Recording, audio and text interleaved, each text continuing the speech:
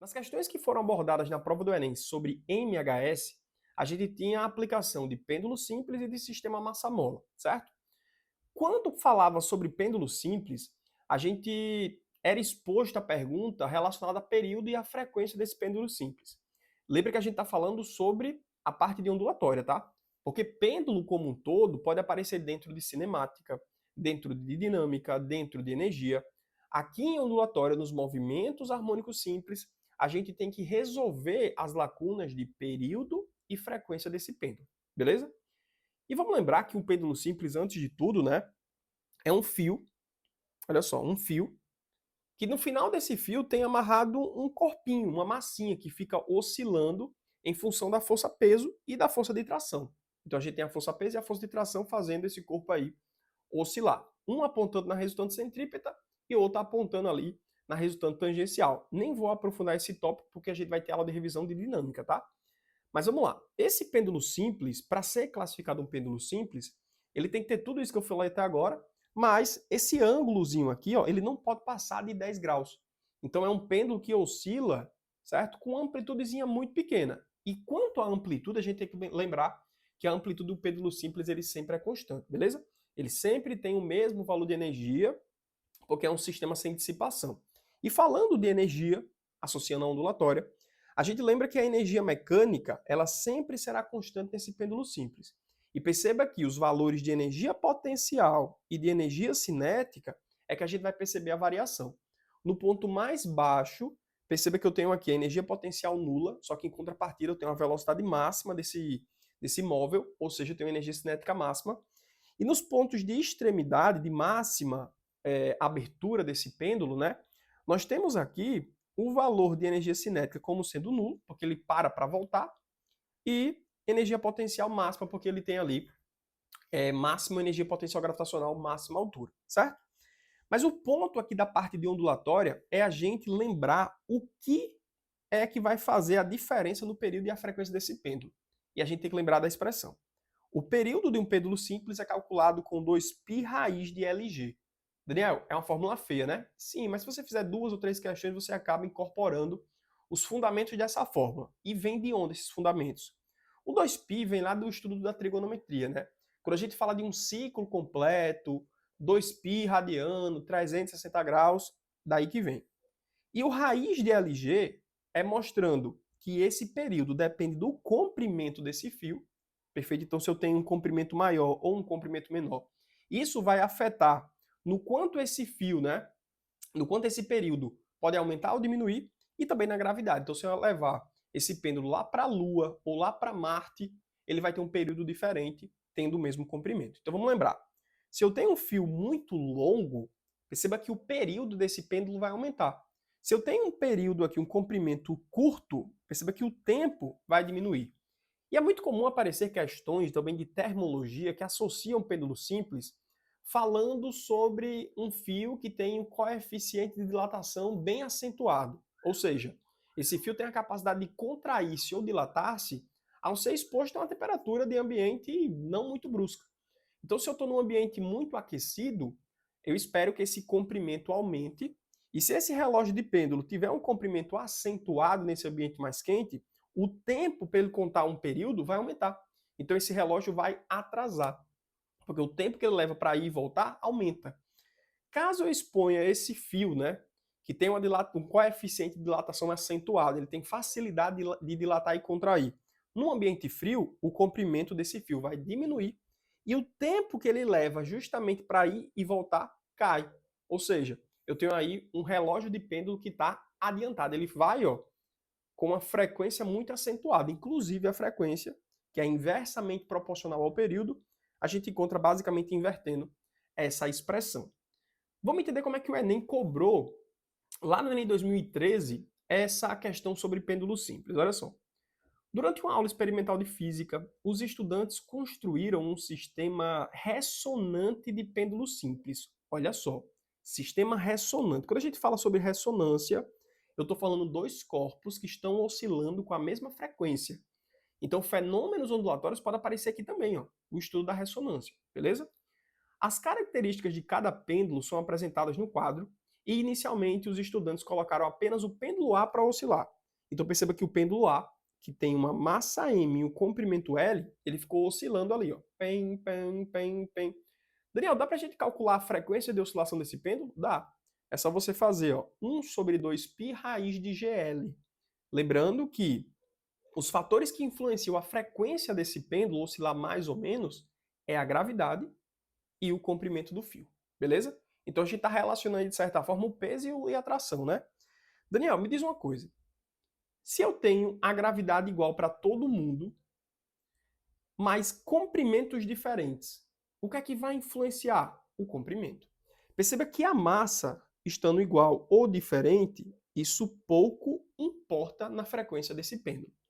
Mas o comprimento e a gravidade aí sim vai influenciar. Como a gravidade não foi levada em consideração, os pêndulos que vão entrar em ressonância por estarem com a mesma frequência do pendular são aqueles que apresentarem o mesmo comprimento. Então a gente consegue encontrar aqui, ó, que o pêndulo A vai estar em ressonância com o pêndulo 1 e com o pêndulo 5. E a resposta da questão passa a ser a alternativa da letra D. Isso é como aparece, por exemplo, o estudo de pêndulo simples na prova do Enem, envolvendo fenômenos ondulatórios e os conceitos, né, que a gente pode até aplicar dentro de termologia, dinâmica, cinemática, e aí vai. Já apareceram duas questões sobre o sistema massa-mola, só que essa daqui, cara, apareceu no Enem 2024 PPL, tá? Então é muito recente, faz sentido a gente revisar isso aqui com calma. E antes de a gente olhar para a questão do sistema massa-mola, para a gente revisar muita coisa aqui, vamos falar o que seria um sistema massa-mola. O sistema massa-mola é um sistema muito específico em que a gente não tem uma dissipação da energia, tá? Então o princípio da conservação da energia mecânica, ele vai estar conservado, ele vai ser respeitado. E perceba que nesse sistema massa-mola, né, eu tenho um bloco possuidor de massa que ele vai se aproximar desse anteparo e depois vai se afastar. Então ele fica oscilando, se aproximando, se afastando, se aproximando, se afastando. Como o sistema não tem dissipação, a energia mecânica é constante, a gente vai ter uma alternância entre a energia cinética e a energia potencial, nesse caso elástica, certo? Então a gente pega nos momentos de maior contração ou maior distensão da mola, uma energia potencial elástica máxima. E perceba que nesses momentos de energia potencial elástica máxima, a gente tem energia cinética zero. Então a molinha vai comprimir ao máximo ou vai esticar ao máximo e o bloco precisa parar momentaneamente para voltar. E claro que no momento em que a gente tem a posição intermediária, né, a gente alcança a velocidade máxima e a mola não estaria comprimida ou distendida, estaria ali em repouso, né? Não está sendo deformada, então não tem energia potencial elástica nesse caso. Então perceba que o gráfico que ilustra o comportamento da energia num sistema massa-mola é idêntico a um sistema do pêndulo simples, concorda comigo? E o Enem ele vai cobrar de você, das vezes que apareceu, as relações de período e frequência, o que vai influenciar ou não nesse sistema. E não sei se você lembra, mas para a gente calcular o período de um pêndulo simples, a gente falou de 2π raiz de LG. 2π ele está relacionado com o ciclo, né? E LG, comprimento e gravidade, as duas grandezas que eram influenciadas ali pelo período do pêndulo simples, né? A gente falou até o exemplo do pêndulo simples que tinha um fio que dilatava ou contraía facilmente. Lembra disso? Para a gente usar um exemplo clássico. E aqui, perceba que a massa e a mola são os fatores que influenciam no período do sistema massa-mola. A fórmula é muito parecida, só muda aqui justamente as grandezas que influenciam nesse período. Para a gente calcular a frequência, é só inverter, né, essa expressão e fica a frequência igual a 1 sobre 2π raiz de km. Lembrando que isso daqui, pessoal, é para quando a gente tem um sistema que não tem dissipação. Sabendo disso, o Enem foi e trouxe a questão, olha só, a questão número 30 aqui da lista, a última questão do Enem 2024 PPL, que você tinha que trazer de casa os conhecimentos de um sistema massa-mola, mas vamos ler com calma aqui para a gente fazer os aprofundamentos aos poucos. Olha só. A suspensão de um automóvel funciona como um sistema massa-mola, amortecido. Olha só. Esse tópico aqui, amortecido, é um simples detalhe que tira o sistema massa-mola para ser um sistema real. Lembra que o sistema massa-mola é um sistema hipotético ideal, em que a dissipação é zero e a energia mecânica vai se conservar. Quando eu tenho um sistema massa-mola real, um sistema massa-mola amortecido, a amplitude não é mais constante. Perceba que à medida que o tempo vai passando, essa molinha passa a oscilar cada vez menos e parar, justamente por causa da dissipação. Então, no caso real, a gente precisa fazer algumas adaptações do sistema massa-mola. E a gente classifica ele como sendo um sistema massa-mola amortecido. Aí ele continua. Cuja função ali seria reduzir a amplitude de oscilação do automóvel. Então perceba que se eu tivesse um sistema massa-mola, o sistema ficaria fazendo o quê, Daniel? Subindo e descendo interruptamente. Ininterruptamente. Só que é um sistema real. Imagina aí você colocar um sistema no teu carro de amortecimento e o carro não para de subir e descer. Então o sistema precisa ser real. Precisa existir essa dissipação para que esse sistema massa-mola vá dissipando essa energia, né? Esse sistema massa-mola amortecido e ele vá ficar estável. Então a gente pega um sistema massa-mola ideal e pega os fundamentos dele para utilizar na prática no dia a dia. Tranquilo? Aí ele continua. Esse sistema pode ser caracterizado por uma frequência de oscilação, dada pela expressão, olha só, que a gente trouxe aqui, W0 igual a K raiz de K sobre M. Daniel, essa foi a fórmula que você trouxe? Não foi. Perceba que a fórmula que a gente trouxe da frequência, né, de um pêndulo simples, ele tem essa constante aqui, 1 sobre 2π. E lembra que isso aqui é para um caso ideal, no caso onde a gente não tem dissipação. Perceba que no caso aqui da questão existem dissipações. Então a expressão tem que ser readaptada e a questão tem que dar para você. Você não pode decorar ou deduzir essa expressão na hora da prova. Aí ele continua. Em que K é a constante elástica da mola e M seria a massa total do sistema formado pela mola, amortecedor, pneu e roda. Perfeito.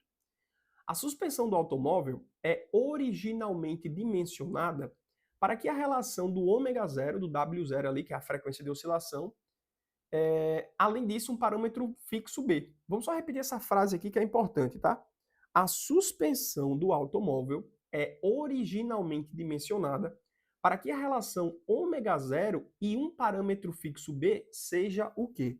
Aí ele traz para a gente 3 condições, olha só. A condição ômega0, em que a gente tem ômega0 igual a uma constante B, quando não há oscilação do automóvel, o sistema volta à posição original rapidamente. Então existe uma condição em que o ômega0 é igual a B. Daniel, você precisa saber isso antes de ir para a prova? Não, é a questão que vai te explicar lá. Você vai aprender a manipular a questão na hora. Então W0 igual a B é uma situação quando a oscilação do automóvel volta à posição original rapidamente. Beleza, então ele oscila e volta à posição original. Situação 2. Ômega0 maior que a constante B, maior que o parâmetro B. Quando o sistema oscila algumas vezes até parar. Então perceba que a gente tem uma oscilação que vai demorar um pouco mais, né? Mas no final ele para. E ômega0 menor que B, quando o sistema não oscila, retornando à sua posição original lentamente. Então a gente não tem oscilação no caso 3, beleza? No caso 1, a gente tem uma oscilação, ou melhor, não existe oscilação, e o sistema volta rapidamente. No último, o sistema também não oscila, retornando à sua posição lentamente. Então a diferença do primeiro para o último é voltar rapidamente ou voltar lentamente, mas os dois não oscilam. E no segundo caso, B, quando o sistema oscila algumas vezes até parar. Então perceba que a gente precisa diferenciar algumas coisas aqui, ó. No primeiro caso, não há oscilação. No terceiro caso, não há oscilação. O único caso que existe oscilação é no 2. Beleza? Não há oscilação, não há oscilação. Então, dependendo do que a questão for perguntar para a gente pode retornar aqui para fazer uma consulta. Beleza? Show de bola. Por questões estéticas, o proprietário desse automóvel reduz, olha só, o comprimento original das molas, e a suspensão e troca os pneus de modo a manter a massa constante. Vamos ler isso aqui com calma, tá? Se a gente perder uma questão de interpretação por pressa, vai ser muito ruim. Por questões estéticas, o proprietário de um automóvel reduz à metade, ele não reduz de qualquer jeito, ele reduz à metade o comprimento original das molas. Então a gente tem L e passa a ser L sobre 2. E perceba que para não mudar a massa, já que o sistema ficou mais reduzido, ele muda a roda do carro, né, para que a massa permaneça a mesma. Então perceba que a massa do sistema, ó, fica constante. Eu só mudei o meu comprimento da mola e, consequentemente, mudei a constante elástica. A pergunta da questão, qual seria às alterações desse sistema. Vamos lá. A questão trouxe para a gente aqui uma única alteração, que foi o quê, Daniel? Na constante elástica. Perceba que inicialmente eu tinha uma mola, sei lá, vou representar por isso aqui, ó, que seria uma mola de constante elástica K. Porém, quando eu corto essa mola na metade, perceba que eu perco ali, né, materiais que vão gerar uma deformação. E reduzir uma mola na metade é como se eu estivesse quebrando ela, certo? E ela ficando com menos material elástico. Daniel, tem como a gente fazer de cabeça quanto é que seria o valor dessa constante? Tem. Inclusive, o valor dessa constante, quando a gente diminui aqui pela metade, é porque o valor da constante ele dobrou. Ele fica 2K. Pô, Daniel, de cara assim a gente já vai falar que é 2K? E eu vou te explicar aqui como é que fica 2K, certo? Eu fiz de cabeça, sabendo que eu cortei a mola na metade, eu vou perder material elástico pela metade, e a constante elástica vai duplicar. Vamos lá. Para a gente resolver esse problema da constante elástica sair de K para 2K, só porque eu cortei na metade, eu preciso lembrar de um conceito que a gente aprendeu nas aulas teóricas lá em eletrodinâmica, que é o conceito dos capacitores. Não sei se você lembra. Pô, Daniel, como assim capacitor aqui no estudo de mola? Vamos lá, vou explicar. Nos capacitores, a gente aprendeu que eles têm uma relação teórica inversa dos resistores. Lembra que a função teórica de um resistor é dissipar energia. E quando a gente tem uma dissipação de energia, a gente calcula resistores em série somando. Quando a gente tem esse dispositivo que dissipa energia e a gente quer calcular a resistência equivalente em paralelo, a gente faz produto pela soma ou utiliza aquela equação global. Lembra disso? Já no caso do capacitor, que a função dele é o oposto, não é dissipar energia e sim armazenar, perceba que resistores em paralelo são calculados da mesma maneira que capacitores em série. Já quando esses capacitores estão aqui em paralelo, perceba que a capacitância equivalente é somando. Igual quando a gente tem, olha só, um resistor em série. Então, eu quero que você lembre que a função teórica de um equipamento ela antecipa e está relacionada com a sua função matemática. Se a função de um resistor é dissipar e a função de um capacitor é armazenar, são funções inversas. Consequentemente, a função matemática também será inversa. Então, a forma como eu calculo em série equivale à forma como eu calculo em paralelo no outro dispositivo. Agora, vamos trazer esse estudo para dentro das molas. Eu calculo mola armazenando ou dissipando energia? Armazenando. Então, eu vou calcular um estudo de mola como se fosse no estudo que a gente faz os capacitores, né? Por esse motivo eu fiz essa associação aqui com o estudo dos capacitores e dos resistores. Aí vamos lá. No primeiro caso eu tinha uma constante elástica, né? Que tinha um comprimento maior. Eu tinha mais material elástico. Era como se, olha só, era como se eu tivesse duas molinhas, certo? Uma molinha aqui e uma molinha aqui. Vamos considerar aqui que cada molinha valesse K'. A constante elástica de um sistema que está em série é produto pela soma, certo? Então, se eu tenho ali, ó, K' e K', valores iguais, eu vou basicamente fazer o quê? K1 vezes K1, K1 mais K1, certo? Então, é produto pela soma. Assim como eu calculo resistores iguais em paralelo. Quando eu tenho 2, eu faço produto pela soma. Então, aqui vai dar ó, K1 ao quadrado sobre 2K1. Posso cortar esse quadrado com esse cara aqui, vai ficar K' sobre 2. Ou seja, nesse nosso primeiro caso, a gente tem uma constante equivalente que seria 0,5K'. E no segundo caso, né, como é que a gente tem? Percebe que eu cortei na metade. Então, ao invés de ter K' e K', eu só tenho K'. Só um só. Então, a resistência equivalente, ou a capacitância equivalente, ou, melhor dizendo, perdão, a constante elástica equivalente vai ser o dobro. Então, por isso que lá no início eu estava falando que se eu pego esse material elástico e reduzo a metade, eu estou reduzindo muito material elástico. A constante elástica também tem que mudar. Então, se eu reduzo a metade, a constante elástica dobra. E a gente provou isso matematicamente. Beleza? Daniel, qual é a conclusão que a gente vai tomar aqui? Vamos lá, vamos utilizar a expressão que a gente nos foi dada. Ômega zero é igual o valor de K sobre a massa. Como a gente sabe que a massa não mudou, mas a constante elástica sim aumentou, o valor do ômega zero ele também vai mudar. e, consequentemente, ele vai aumentar, certo?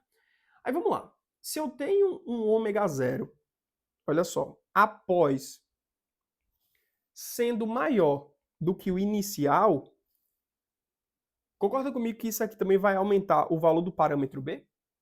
E perceba que existe apenas uma condição em que o parâmetro B é maior, que é o segundo caso, em que ele fala que o sistema oscila algumas vezes até parar. E por interpretação, a gente pode marcar como falsa aqui a alternativa letra A, por exemplo, que ele fala que o sistema não oscila. A gente pode marcar também tudo que falar que o sistema não oscila, a gente pode anular aqui. Ó. Letra C, ele fala que a constante elástica diminui e o sistema volta à posição original lentamente. A constante elástica diminui e o sistema volta à posição original. Não sei se vocês estão percebendo, mas todas as alternativas são reescritas das 3 primeiras condições, certo? E perceba que nessa nossa resposta, onde ômega zero é maior que B, a gente tem que marcar aqui a alternativa da letra B, ó, que ele fala a constante elástica aumenta, certo? A gente concluiu isso, a constante elástica aumenta, e o sistema passa a oscilar, como foi o caso que a gente percebeu, certo? Então, a alternativa letra A fala que a constante elástica diminui e o sistema não oscila, está duplamente errada. A B fala que a constante elástica aumenta, e a gente viu de fato que aumenta, e o sistema oscila. A letra C fala que a constante elástica diminui, assim como essa outra. Ó. E a segunda parte fala que o sistema volta à posição original lentamente ou rapidamente, que seria um contrassenso do que a gente viu. Então, de fato, resposta da questão, letra B, questão de interpretação, que é classificada como difícil na prova do Enem. Então, a gente fecha aqui a nossa aula de revisão de ondulatória com chave de ouro e aguardo você dando já o convite para a semana que vem, que vai ter muita aplicação, tá?